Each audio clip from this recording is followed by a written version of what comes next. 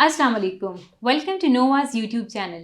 मैं हूं आपकी होस्ट नासिहा सरदार और ख्वाब से ताबीर तक के इस सफ़र में आज हमारे साथ मौजूद हैं इखलास सलीम, जिन्होंने KBPMS क्वालिफाई करके as an assistant commissioner allocation हासिल की है। तो आइए और उनसे बात करते हैं। अस्सलाम वालेकुम, कैसे हैं आप?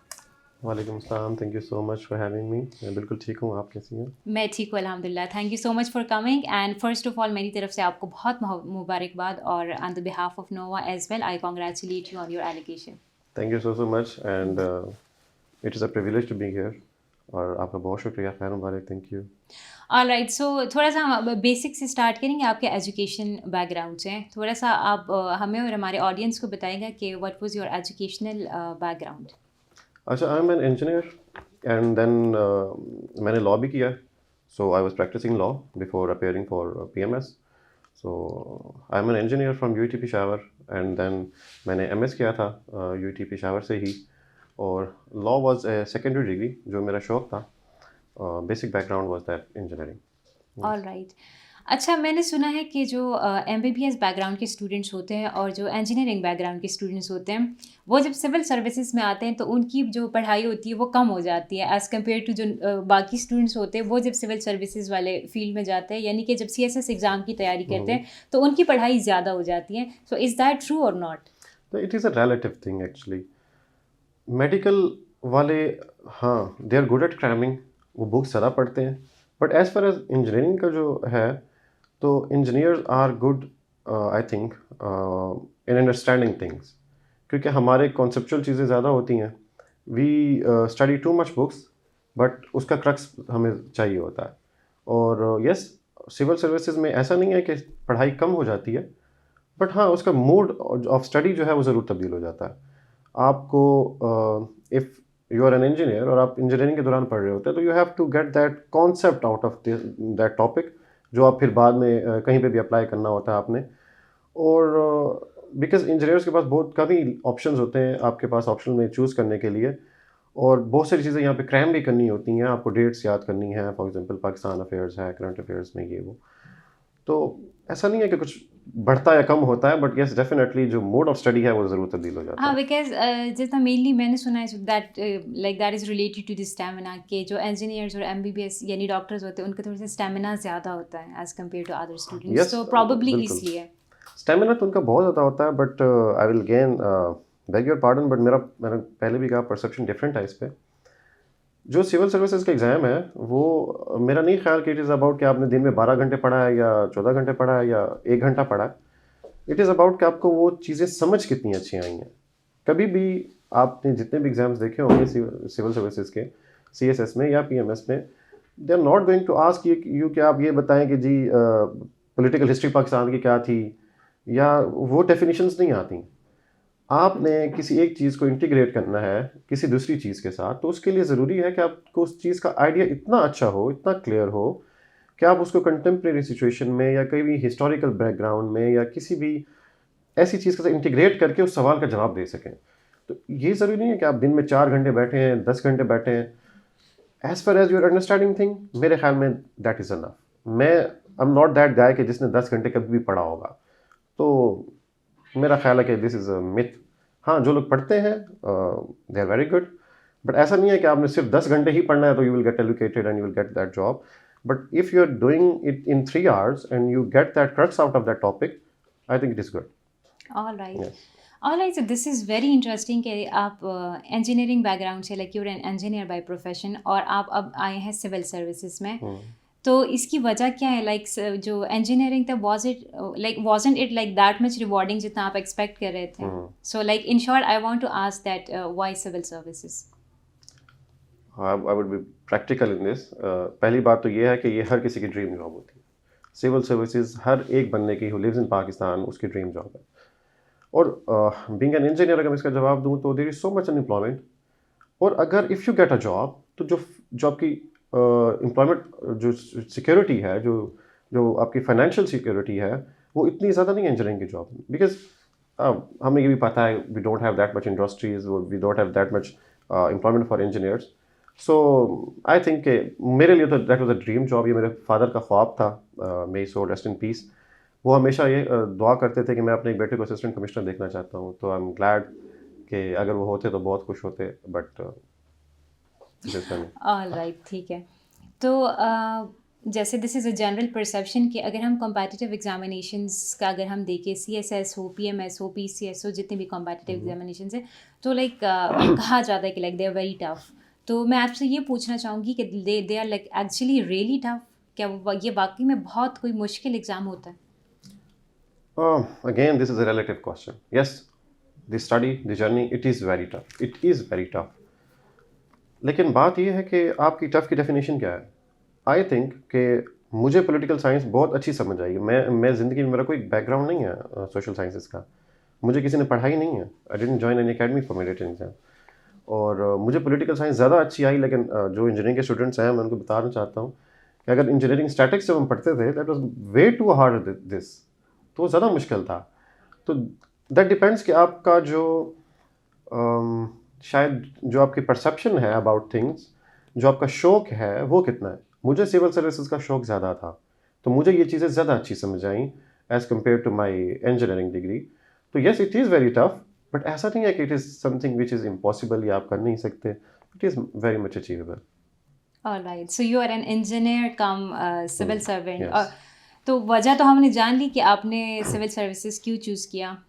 तो हम ज़रा तैयारी पे बात करते हैं। तैयारी आपने कैसे की? सबसे पहले आप मुझे इसमें ये बताइएगा कि आपको कितना टाइम लगा एग्ज़ाम को प्रिपेयर करने में, यानी कि किस टाइम आपको था कि मैंने सिविल सर्विसेज ज्वाइन करना है और तब आपने तैयारी शुरू की, और फिर एग्ज़ाम तक इस बीच में कितना टाइम था?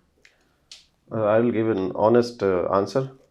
इसलिए पहली बात I want to tell you कि मैंने हमेशा सोचा था कि जब भी मैंने एग्ज़ाम क्लियर किया तो आई विल टेल एवरीबडी कि अगर मैं कर सकता हूँ ना, तो everybody on earth can do this.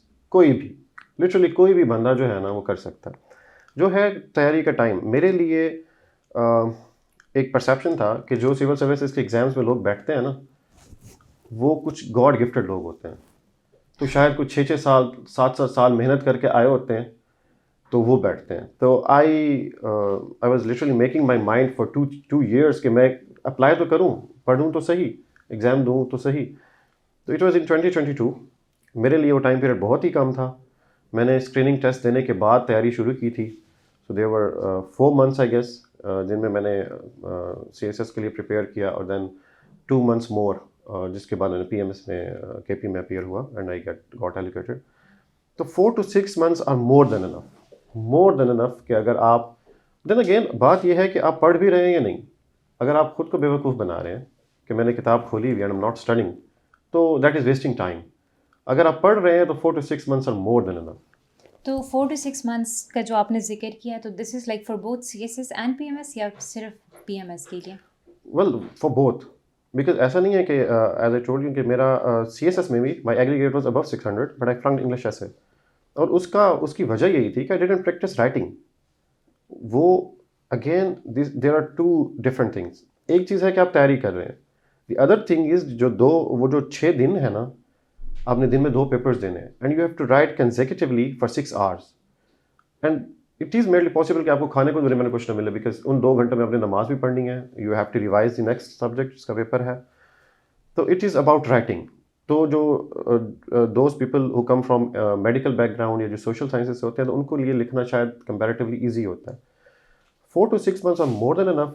आप CSS की भी तैयारी करना चाहते हैं तो आप बड़ी इजीली कर सकते हैं। मैं इधर एक चीज़ ऐड ये ज़रूर करना चाहूँगा कि I didn't join any academy for my written exam, but I will recommend everyone to join academy. मैं इसकी एग्जांपल देना चाहता हूँ, इफ़ यू हैव टाइम, कि जब मैं इंटरव्यू की तैयारी के लिए आया था नोआ, तो हमारे सर आमिर हैं, who is AC Budgam nowadays. मुझे खुदी का कॉन्सेप्ट सीखने में, इकबाल की खुदी का कॉन्सेप्ट सीखने में आई टुक 3 days। और तब भी मुझे I had too many questions, क्योंकि मैं उस किस्म का बंदा हूँ कि जब तक मुझे बात पूरी तरह समझ नहीं आएगी मैं आगे नहीं बढ़ूँगा। I had so many questions, मैंने यूट्यूब से भी देखा, इधर से देखा, उधर से देखा, बट वो क्लियर नहीं हो रहे थे। बट रिवीजन क्लासेस हो रही थी और सर आमिर ने एक बात की और मेरा वो सारा का सारा कॉन्सेप्ट क्लियर हो गया। तो मैं उस दिन वो रश कर रहा था उन लोगों से जो अकेडमीज़ आते हैं और प्रिपेयर करते हैं, कि मुझे जो चीज़ समझने में 3 दिन लगे वो शायद 2 घंटों में समझ जाते होंगे। तो yes, do join academies, but again पढ़ना आपने ही है, आपने ही नैरेटिव बिल्ड करना है और आपने ही उसी को जस्टिफाई करना है। तो ठीक है, सिंस हम तैयारी की बातें कर रहे हैं और आपने कहा कि आपने रिटन के लिए कोई एकेडमी जॉइन नहीं की, तो उसके रिटन के बाद जब आपने इंटरव्यू की तैयारी की, वो भी आपने खुद से की या फिर उसके लिए फिर आपने कोई एकेडमी जॉइन नहीं, की? मैंने अपने इंटरव्यू के लिए नोवा जॉइन की थी और it was a very great decision. मुझे क्योंकि आप बेसिकली इंटरव्यू के प्रोसेस में पहले साइकोलॉजिकल रिटन होता है, फिर साइकोलॉजिकल आपका इंटरव्यू होता है और फिर आपका मेन इंटरव्यू आता है। तो साइकोलॉजिकल रिटन तो आई विल से कि हर किसी को वैसे ही जाना चाहिए नेचुरली जैसे वो हैं, बट जो ग्रुप डिस्कशंस हैं, जो आपका साइकोलॉजिकल इंटरव्यू है और जो आपका मेन इंटरव्यू है, उसमें बहुत सारे ऐसे एथिक्स हैं, जो एटिक्यूट्स हैं, जो हमें नहीं पता। मतलब बीइंग अ लॉयर मुझे लगता था कि आपने ज़्यादा बोलना है तो आप कामयाब हैं, लेकिन यहाँ आके पता चला कि नहीं, आपने कम बोलना है और उतना ही बोलना है जितना आपसे पूछा जाए। तो ये सब मैंने नौ में ही आके सीखा। Sir Farid and sir Ali Kamran Saghir sahab, they were so kind, और वो मुझे इंडिविजुअली हमेशा क्लास में भी एक्सक्लूसिवली उन्होंने बहुत हेल्प की मेरी। एक तो क्लास में भी की, उसके बाद भी हमेशा they were always there for me. मुझे याद आई रिमेंबर, मैंने एक बार रात के 12 बजे सर अली को सर फरीद को मैसेज कर दिया कि सर मुझे तो ये मसला नज़र आ रहा है, तो उनका बड़ा ही इंकरेजिंग जवाब था। सो करनी चाहिए आपको एकेडमी जी, इंटरव्यू बिल्कुल। क्वालिफाई और करनी टीचर्स का चाहिए। एक पॉजिटिव रोल होता यस, है कामयाबी में। एब्सोल्युटली, बिल्कुल होता है इसमें। ऑलराइट। तो इसके बाद हम थोड़ा-सा कंपैरिज़न पे बात करते हैं, सीएसएस और पीएमएस को अगर हम कंपेयर करें, तो इन दोनों एग्ज़ामिनेशन में कुछ ज़्यादा फ़र्क होता है या इतना ज़्यादा फ़र्क नहीं होता? अच्छा, as far as exams are concerned तो इतना ज़्यादा फ़र्क लाइक नहीं व्हेन है। It comes to the subjects specially? Subjects में फ़र्क है, कुछ फ़र्क है। फॉर एग्ज़ाम्पल यूरोपियन हिस्ट्री हमारा सीएसएस में 100 मार्क्स का सब्जेक्ट है और वो पीएमएस में 200 मार्क्स का सब्जेक्ट है। इसी तरह आईआर हमारा 200 मार्क्स का है इसमें सीएसएस में, बट वो 100 मार्क्स का है पीएमएस में। ऑलराइट। और फिर देयर इज़ अ थिंग कि जी कुछ स्कोरिंग ट्रेंड्स होते हैं, दाउ आई डोंट बिलीव दैट, लेकिन थोड़ा बहुत फ़र्क है। ऐसा नहीं है कि बिल्कुल आप मेरा सिर्फ एक ही सब्जेक्ट एक्स्ट्रा था and that was IR PMS में। बाकी क्योंकि जेंडर स्टडीज़ और क्रिमिनोलॉजी नहीं होते पीएमएस में, पीएमएस केपी में स्पेसिफिकली, तो इतना फ़र्क नहीं है। अच्छा, तो जो सब्जेक्ट अगर फॉर एग्ज़ाम्पल अगर वो सीएसएस में 100 मार्क्स का है और पीएमएस वो 200 मार्क्स का है, तो फिर सिलेबस एज़ इट इज़ रहता है या सिलेबस भी चेंज होता है? अच्छा, अब कुछ सब्जेक्ट्स हैं जैसे यूरोपियन हिस्ट्री है, इसका सिलेबस अगर चेंज हो भी जाए तो इट डज़ नॉट मैटर, क्योंकि आपको यूरोपियन हिस्ट्री समझने के लिए you have to study that from 1789 revolutions. अगर आप उसके बाद अब कुछ है भी सही तो आपको समझ नहीं आने वाला। तो सिलेबस तो सेम ही रहता है। Same is the case with IR, वो 200 का सब्जेक्ट है इसमें सीएसएस में, और वो पीएमएस में है 100 मार्क्स का। But still you have to study whole of that IR, वो थ्योरीज, उनकी इम्प्लीकेशन, सब कुछ। क्योंकि अगर आप एक चीज़ नहीं समझेंगे तो आपको अगली बात समझ ही नहीं आएगी। तो सिलेबस में तो फ़र्क नहीं होता। ठीक है। अच्छा, जैसे आपने कहा कि सीएसएस 2022 का एग्ज़ाम आपने लिया सीएसएस का और उसमें यू फ्लंक्ड इंग्लिश ऐसे, यस, बट आई थिंक 2 या 3 मंथ्स के बाद आपका पीएमएस का एग्ज़ाम था या and you made it to the allocation in your PMS. तो इसका मतलब कि इंग्लिश ऐसे आपने इधर आपका क्वालिफाई हो गया इंग्लिश ऐसे। तो आपको क्या लगता है कि ऐसी कौन सी गलती थी जो आपने सीएसएस वाले ऐसे में की और यहाँ पे आपने वो जो मिस्टेक थी वो आपने रिपीट नहीं की, सीएसएस या फिर ऐसे आपका को एक डिफरेंट अप्रोच था पीएमएस में? लाइक इसके बारे में बताइएगा। ऐसे को लेके बहुत सारी मिथ है, बहुत जी। सारी मिथ है। मुझे भी लगता था कि I won't be able to make it English ऐसे। ऐसा नहीं है, इतना मुश्किल नहीं है ऐसे। मैंने जो सीएसएस में आई फ्लंक्ड इंग्लिश ऐसे, और वो भी 35 पे। तो इमीडिएटली आफ्टर द पेपर ना आई न्यू कि मेरा इंग्लिश ऐसे पास नहीं होगा, एंड दैट हैपेंड। उसकी एक वजह है कि आपने इंग्लिश ऐसे को एक बहुत ही बैलेंस्ड अप्रोच के साथ चलना है और उसी तरह ही लिखना है।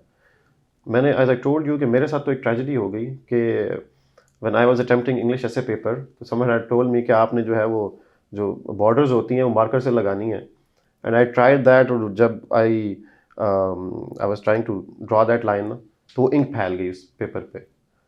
तो मेरा तो जो मोराल था वो दैट वाज वो तो बीनीथ स्टार्ट में यस, वो तो। Okay. And after after that मैं 1 our and 45 minutes I was sitting idle, और मैं कुछ नहीं कर रहा था, सिर्फ सोच रहा था कि मेरा ये अटेम्प्ट तो चला कि मैंने आगे हाँ, ज़िंदगी में बिल्कुल आप करना क्या ब्लैंक हो गए है। Yes, because of that one thing, that छोटी वन थिंग, हालाँकि वो कोई इतनी बड़ी बात नहीं है, you can just give these things the हाँ, मैटर एक्चुअली। ओके। ये बहुत मैटर करती हैं। जब आप एग्जाम डे पे जाते हैं ना, तो the pen you carry, the wallet you carry, इस हद तक देखें, there is something, if you are wearing ring ना, और एक दिन आप नहीं पहन के जाते, तो वो भी आपको कमी महसूस होती है कि ये पेपर में क्यों नहीं पहन के। These little things matter a lot. तो मेरे लिए वो जो 1 घंटा 45 मिनट्स आई वेस्टेड, उसके बाद मेरे पास I didn't have much time कि मैं उसकी क्वांटिटी पूरी करता ऐसे की। Now my introduction was good because, और सब टीचर्स ने यही कहा कि इफ़ यू हैव गॉट 35 तो इसका मतलब है कि आपके ऐसे की क्वांटिटी ही कम थी, आप आर्गुमेंट्स ही नहीं बिल्ड कर सके। और आई सेकंड देम, ऐसा ही था। I couldn't build strong arguments. और जब मैं पीएमएस के लिए गया उसके, तो एक चीज़, हाँ, वो कहते हैं ना कि be prepare for the worst.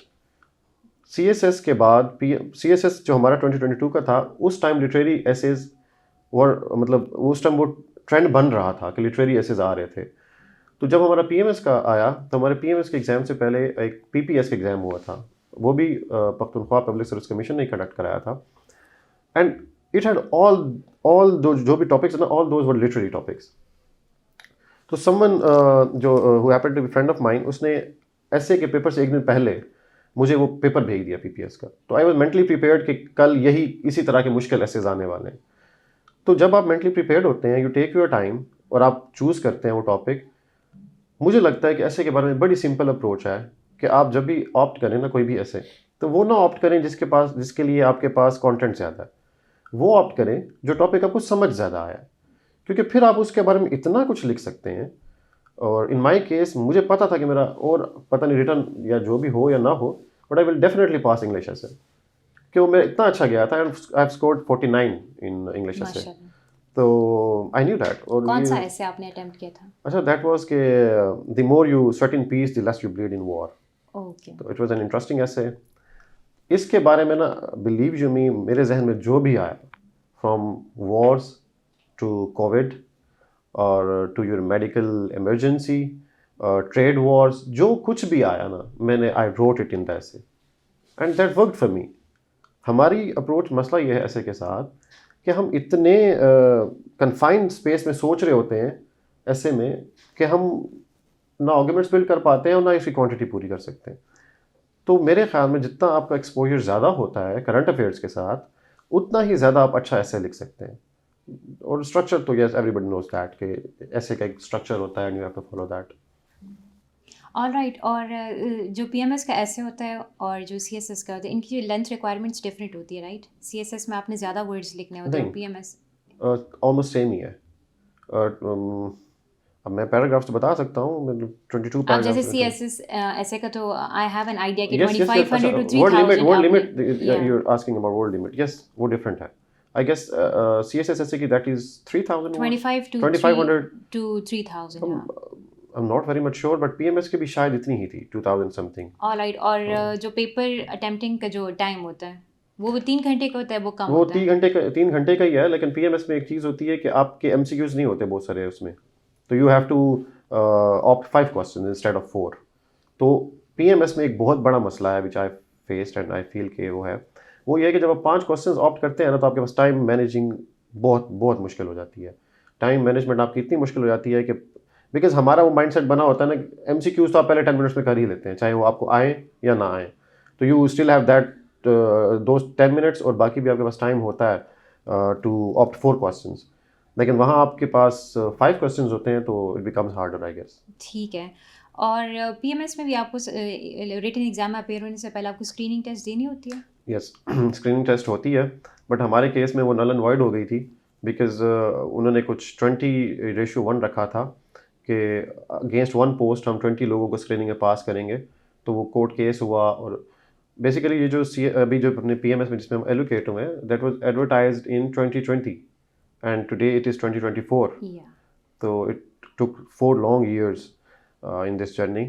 तो हमारे केस में तो नल एंड वाइड हो गया था, बट होता है, यस देयर इज स्क्रीनिंग, और ज़्यादा टफ होता है सीएसएस से। और उसमें आई थिंक नेगेटिव मार्किंग भी होती है, राइट? नहीं, नेगेटिव मार्किंग नहीं होती, but you have to score something around 70 out of 100 अगर आप, if you want to Oh, make it to the that's a written tough exam. merit. Yes, that is very tough. That depends on zones basically, but it is always around 70 और something. All right. Yes तो जैसे आपने कहा कि आपने जो अपनी तैयारी थी वो आपने स्क्रैच से शुरू की थी, बिकॉज यस आपका इंजीनियरिंग का बैकग्राउंड था yes which was totally like irrelevant to political science and like other subjects. तो जब आपने स्क्रैच से शुरू की तो नोट्स बनाना शुरू किए, लेंथी लंबे लंबे नोट्स बनाना शुरू किए, या क्या आपकी लाइक तैयारी का जो आपका अप्रोच था, हाउ वाज दैट? अच्छा, मेरे लिए I prefer writing on books. मैं बुक्स को बहुत गंदा करता हूँ, बिकॉज आई थिंक कि ये एक थॉट प्रोसेस बन जाता है आपका। आपने नो बट इज़ श्योर कि आपने पहली अटैम्प्ट में कर जाना है और किसी ने आखिरी अटैम्प्ट में करना है, तो बुक्स तो वही रहनी है। तो जो मैं जो बुक्स फॉलो करता था, अच्छा मुझे किसी ने ये भी नहीं बताया था कि कौन सी बुक फॉलो। अगर मुझे किसी ने कोई कह देता था ना कि for example in political science के केस में किसी ने कहा जी मजहर उल हक पढ़ लो, वो अच्छी है, तो I started studying from there. और जब मैंने उसे समझ लिया तो आई थॉट कि अच्छा इससे बेहतर भी हो सकता है, though it is a very good book. तो जो नोट्स मेकिंग का प्रोसेस है, it is a good practice कि आप नोट्स बनाएं, लेकिन I prefer and I would definitely suggest कि आप बुक से पढ़ें, बुक्स को ही नोट्स बनाएं, और उसके बाद कोई लंबे चौड़े नोट्स ना बनाएं, वन लाइनर्स बनाएं जो आपने पेपर से एक रात पहले रिवाइज करने हैं। जब आप वो एक लाइन पढ़ेंगे ना, तो वो आपको जो पूरा का पूरा टॉपिक है वो याद आ जाएगा। वो आप एक कहते हैं ना, वो पिक्चर मेमोरी होती है, तो आपको लिटरली वो बुक का पेज याद आएगा कि मैंने उस बुक के पेज पे क्या लिखा था, कब लिखा था। तो आई प्रेफर दैट। लेकिन notes making, lengthy notes making is of no use. आप कब पढ़ेंगे उसे वापस?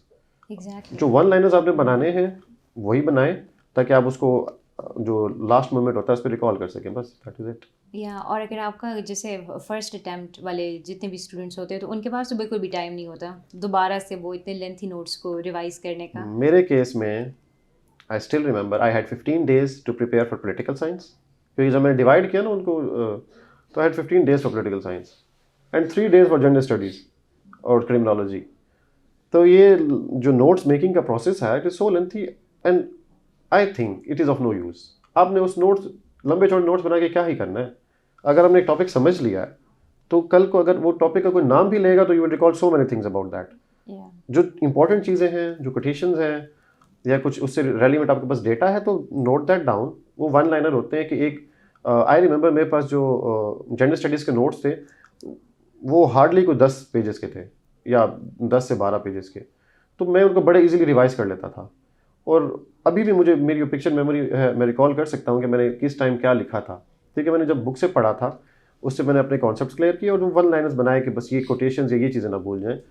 डोंट फॉल इनटू दिस कि आप इतने लंबे लंबे नोट्स बनाएं। एक तो ये बहुत टाइम टेकिंग प्रोसेस है।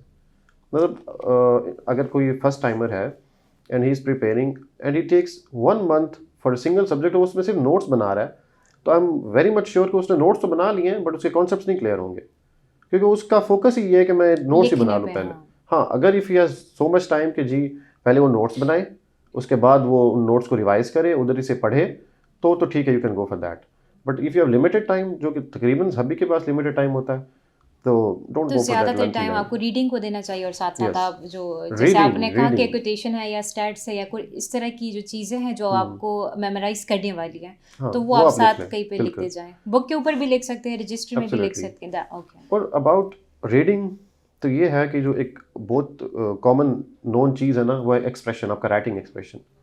और ये मेरा ख्याल है तब ही डेवलप होता है जब आप रीडिंग ज़्यादा करते हैं। The more you read, the more you become good at writing. Exactly, a good reader is a good writer as well. Absolutely. Exactly. तो ये तो आप बस रीड रीड एंड रीड। और इन माय केस, मतलब आई कैन कोट दिस कि आपकी subconscious memory में ना वो चीज़ें रह जाती हैं। जब आप पेपर में बैठे होते हैं, आपको लग रहा होगा पेपर से एक दिन पहले कि मेरी तो तैयारी ही नहीं है, मैंने कल लिखना क्या है। लेकिन जब वो पेन आपके हाथ में होता है ना एंड यू स्टार्ट राइटिंग, तो एक इतने सारे आइडियाज़ आपके जहन में आ रहे होते हैं। ये तो अच्छा मैंने पॉलिटिकल साइंस में पढ़ा था, ये तो मैंने करंट अफेयर्स में पढ़ा था, ये फलां पढ़ा था। तो you just integrate them together and you start writing, और आपके पास इतना सारा मटेरियल होता है कि एग्जैक्टली, बिकॉज ये since I am from a literature background, तो हम इस तरह की सर्वेस करते रहते थे ड्यूरिंग माय या बैचलर्स। तो उसमें ये होता था कि उसमें एक सर्वे था कि अगर आपने एक चीज़, मतलब आपकी नज़र से वो चीज़ अगर गुजर गई है तो वो आपके सबकॉन्शियस माइंड में रह वो जाती है, चली गई है। बिल्कुल ऐसे ही है। तो फिर अगर हम इसको एग्ज़ाम पॉइंट ऑफ व्यू से अगर यहाँ पे अप्लाई करें तो एग्ज़ाम में आपका जो सारा जो थॉट प्रोसेस होता है वो सिर्फ उस एक टॉपिक पे आके फोकस्ड हो जाता है। एब्सोल्युटली। तो आपका जो ब्रेन होता है ना वो सारी वो चीज़ें रिकॉल कर रहा होता है। सो दिस बिल्कुल इज़ अ ऐसे ही है। Very good thing to like hear it from you के, because everybody would be saying कि नहीं नोट्स बनाएं, नोट्स के बगैर तो ये एग्जाम हो ही नहीं सकता। But there are very few people out there के वो कहते हैं कि नहीं आप लोग इस पे अपना टाइम नहीं ज़ाया करें, बिल्कुल। उस चीज़ पे आप लोग अपना टाइम इन्वेस्ट करें जो आपको एग्जाम में हेल्प करें, which is reading and absolutely, practice writing. That is the most important thing you can do. और ये जो बात है ना नोट्स बनाने की। देखिए आप नोट्स में अगेन उस डेटा के अलावा वो डेफिनेशन ही लिखेंगे, कुछ नेम्स लिखेंगे, तो उनका क्या गुड यूज़ है आपके पास? एग्जैक्टली और आपने नोट्स पेपर में you have to build your narrative. मैंने अब कहा ना, कोई डेफिनेशन नहीं पूछेगा कि एक्सप्लेन पॉलिटिकल साइंस, कोई नहीं कहेगा ये, या प्लेटो की आपकी पॉलिटिकल फिलॉसफी जो है वो कोई एक बताएं। वो उसको किसी न किसी चीज़ से वन वे और द अदर रिलेट करेगा और आपकी राय पूछेगा उस पर। नोट्स सिर्फ इसलिए गुड हैं कि आपके पास डेट्स हैं, आपको कुछ नेम्स याद है, कुछ कोटेशंस याद है, इससे ज़्यादा तो उनका कोई यूज़ नहीं है ना। वो आपको नैरेटिव तो नहीं बना के दे सकते। तो जब आप पढ़ रहे होते हैं तभी से आप सोच लें कि मेरा इस क्वेश्चन के बारे में क्या ख्याल है, क्या अगर कल को मुझसे पूछा जा सकता है, तो इंटरव्यू में इवन मतलब ये तक पूछा जाता है कि for example theory of justice है, तो उसका कंटेम्प्रेरी सिचुएशन में क्या यूज़ है, तो आपको पता होना चाहिए कि आप उसको कैसे टैकल करना है। ऑलराइट। तो कॉन्वर्सेशन से मुझे थोड़ा सा आइडिया हुआ है कि आपके जो ऑप्शन सब्जेक्ट्स इसमें आपका एक आईआर था। Yes, तो IR आईआर के था। अलावा बाकी कौन से सब्जेक्ट्स थे? 3 आपने ऑप्ट करने होते हैं। इसमें भी 600 मार्क्स पूरे करने होते हैं ना। ओके। तो CSS में मेरे पॉलिटिकल साइंस था, उसके बाद यूरोपियन हिस्ट्री था, जेंडर स्टडीज़ था, क्रिमिनोलॉजी था और सोशोलॉजी था। बिल्कुल मत रखना सोशोलॉजी। और इसमें PMS में पॉलिटिकल साइंस था, यूरोपियन हिस्ट्री था, IR था, बिकॉज वहाँ पे जेंडर क्रिमिनोलॉजी नहीं होते। तो कितने हैं 500 मार्क्स एंड वो था IR and that constitutional law. Constitutional law, constitutional law आपका सीएसएस में नहीं था? नहीं, वो में तो नहीं था। वो आपने आईआर और कॉन्स्टिट्यूशनल लॉ आपने सिर्फ पीएमएस के लिए पढ़ा? वहाँ पे बड़े लिमिटेड ऑप्शंस होते हैं, ग्रुप्स में आप 2 सब्जेक्ट इकट्ठे नहीं ले सकते वगैरह। तो इस वजह से मेरे पास कॉन्स्टिट्यूशनल लॉ ही ऑप्शन बचा था और IR, तो मैंने ये ले ली। तो how was your experience with constitutional law? It was very good actually. Though I didn't have much time कि मैं उसको प्रिपेयर करता, but it ended up very well. और constitutional law is a good thing. एक तो हाँ, ये ज़रूर बात है कि जब भी आप ऑप्शनल सेलेक्ट करें ना, तो मेक श्योर कि ओवरलैपिंग हो। पॉलिटिकल साइंस और कॉन्स्टिट्यूशनल लॉ बहुत ज़्यादा ओवरलैप करते हैं, और you develop good understanding of constitutional law if you are studying political science. Constitution को पढ़ना थोड़ा सा ट्रिकी नहीं होता, आपको क्या लगता है? नहीं, कॉन्स्टिट्यूशन को तो नहीं पढ़ना होता आपने बेसिकली। ऐसा नहीं है कि आपको कहेंगे कि पूरा पाकिस्तान का, वो बेसिकली पॉलिटिकल सिस्टम्स होते हैं। ऑलराइट। और चूंकि पॉलिटिकल सिस्टम्स जो है वो बनते ही कॉन्स्टिट्यूशन से हैं, तो हाँ, इफ़ यू रिमेंबर आर्टिकल्स तो बहुत बेहतर है if you remember them. But if you don't, तो even then you can score good marks. और constitution law is a good option, क्या गुड ऑप्शनल क्या आप रख सकते हैं। ठीक है। थोड़ा सा इंटरव्यू फेज़ पे बात करते हैं। इंटरव्यू फेज़ में एक बहुत कॉमन क्वेश्चन होता है जिसमें आपसे सबसे पहले सवाल यही किया जाता है ना कि इंट्रोड्यूस योरसेल्फ। या तो उस पे आपने कैसे अपने आप को इंट्रोड्यूस किया, और जो अभी पोटेंशियल कैंडिडेट्स है, जो एस्पिरेंट्स हैं, जो एग्ज़ाम लेने का सोच रहे हैं, उनके लिए आप क्या टिप्स देंगे? वेल इन माय केस, हमारे केस में जो चेयरमैन साहब थे वो कैटेगोरिकली बताते थे कि आपका इंट्रोडक्शन कंप्लीट होना चाहिए। And I am firm believer of the fact कि ये बात ठीक है। व्हेन यू आर आस्क्ड कि इंट्रोड्यूस योरसेल्फ, तो tell him everything about yourself, whether it be hobbies, whether it be your educational background, whether it be anything. जो भी आपको लगता है ना, कोई अचीवमेंट्स हैं आपके पास, या कुछ आपने सर्टिफिकेशंस की हुई हैं, आपके जॉब एक्सपीरियंसेस हैं, आपके डेली लाइफ की कोई ऐसी बात है जो यू थिंक की यूनिक है, मेंशन इट। और उसी में से देखें, जितना स्ट्रॉन्ग आपका इंट्रोडक्शन होता है, मेरे इंट्रोडक्शन के केस में ही I think he put some 5 to 6 questions from my introduction. और हाँ, सिबलिंग्स का ही बताया था मैंने, because they are doctors and engineers. So I mention them and he asked me कि ठीक है, जब वो सब हैं तो आप क्यों आना चाह रहे हैं। Basically it provides you that ground कि आप उसको लेके चल सकते हैं। और सिंस इंट्रोडक्शन आपने पहले से प्रिपेयर किया होता है, तो आपके पास एक स्ट्रॉन्ग ग्राउंड होता है। आप you make your self comfortable, you feel your self confident. तो उसके बाद जब आप चलते हैं तो आपके लिए बाकी interview, because it is a thing कि जब आप इंटरव्यू रूम में जाते हैं ना, तो योर वॉइस समहाउ जो है ना वो लर्जा रही होती है, या यू फील अंडर कॉन्फिडेंट कि because there are 5 people sitting out there. तो जब आप इंट्रोडक्शन कर लेते हैं and it is your strong point, आपने क्रैम किया हुआ होता है, तो तब आप बड़े कॉन्फिडेंट हो जाते हैं, यू फील रिलैक्स्ड, और फिर आपको बाकी इंटरव्यू इतना मुश्किल नहीं होता। ऑलराइट, थोड़ा सा आपने कहा कि आपको अपने बारे में सब कुछ बता देना चाहिए अगर आपका जॉब एक्सपीरियंस है ये वो।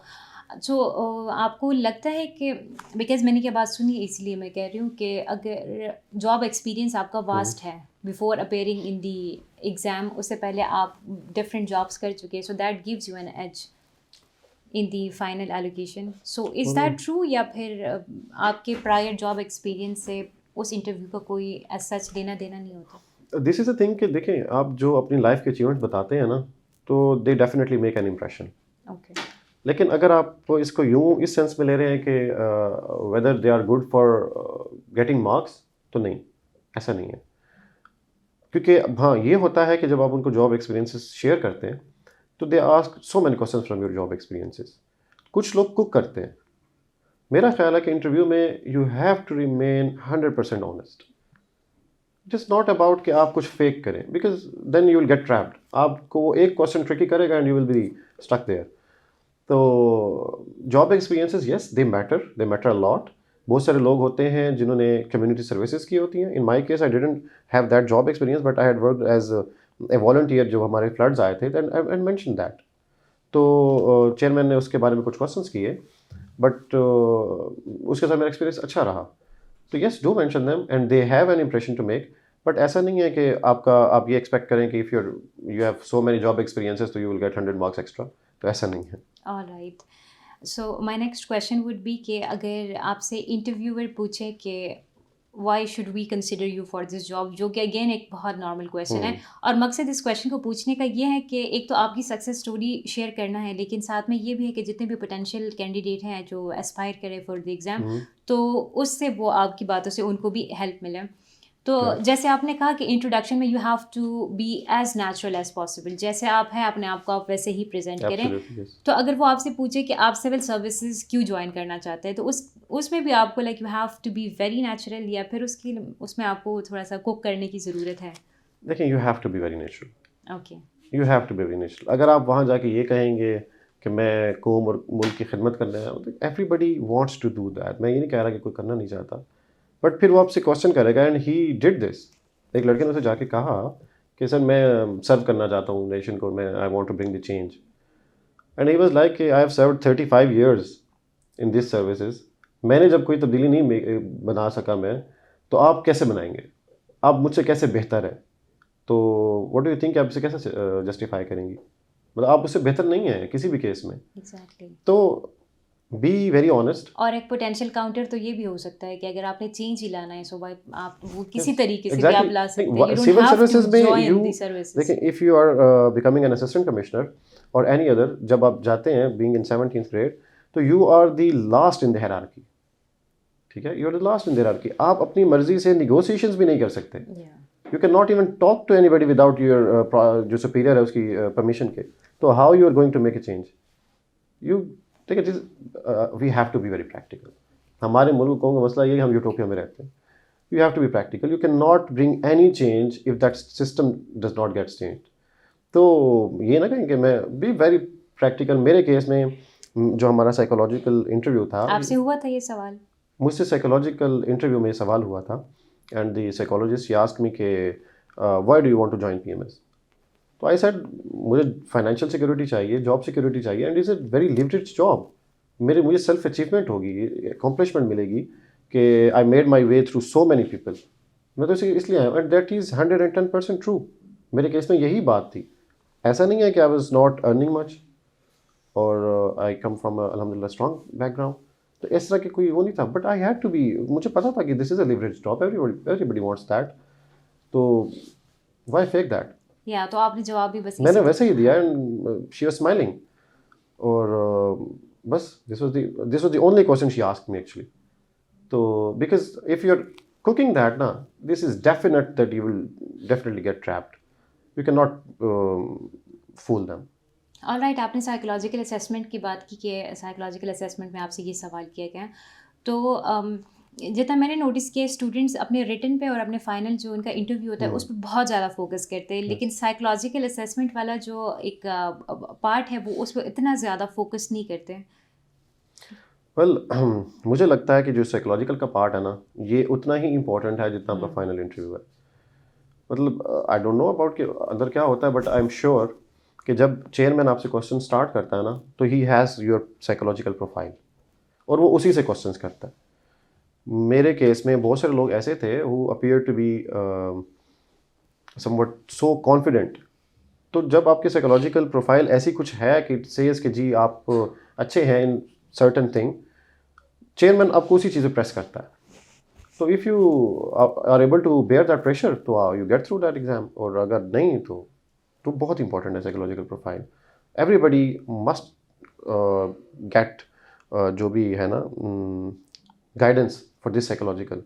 आप उसमें देखें फेक नहीं हो सकते, दिस इज़ एब्सोल्यूट, लेकिन आप उसको इन्हेंस कर सकते हैं। आप क्वेश्चंस का जवाब देना इन्हेंस कर सकते हैं, आप वहाँ पे बात करना इन्हेंस कर सकते हैं। सो हर किसी को करना चाहिए, और psychological profile is very much important I think. All right. चलिए एंड पे आपसे एक रिक्वेस्ट करेंगे, बिकॉज CSS एग्ज़ाम भी बहुत नज़दीक है। I think with in few days exam start हो जाएगा। PMS पंजाब भी अनाउंस हो चुका है। तो जितने भी कैंडिडेट्स हैं, तो अगर आप उनके लिए एक पीस ऑफ एडवाइस दे दें। Okay, this is a thing, जो भी एस्पायरेंट्स हैं उनके लिए मैं ये कहना चाहता हूँ कि मैंने पहले से सोच रखा था कि जब भी मैंने अल्लाह ने चाहा और मैं इस काम पे पहुँच गया, तो मैं ये बताऊँगा कि अगर मैं ये काम कर सकता हूँ, if I can become a civil servant, everybody, कोई भी जो बंदा दुनिया में है ना वो कर सकता है। फॉर इंजीनियर्स स्पेशली, जो 2 GPA लेके 2.2, 2.6, 2.7 लेके आते हैं और वो बड़े डिस्करेज होते हैं कि नहीं हम तो नहीं कर सकते। भाई ये जगह है ही आप ही के लिए, आपसे बेहतर ही कोई नहीं कर सकता। जहाँ तक एग्ज़ाम्स की बात है, तैयारी अब आपने कर ली हुई है और you will be sitting in your exams in few days. तो जस्ट कीप योर सेल्फ काम, कंपोज्ड रहें, बी कॉन्फिडेंट। आप इस काबिल थे तो अल्लाह ताला आपको यहाँ तक लाया है, और इंशाल्लाह यू विल एस इट। बस जो आपने करना है, रिमेन फोकस्ड, डरे नहीं, this is not the end of the life.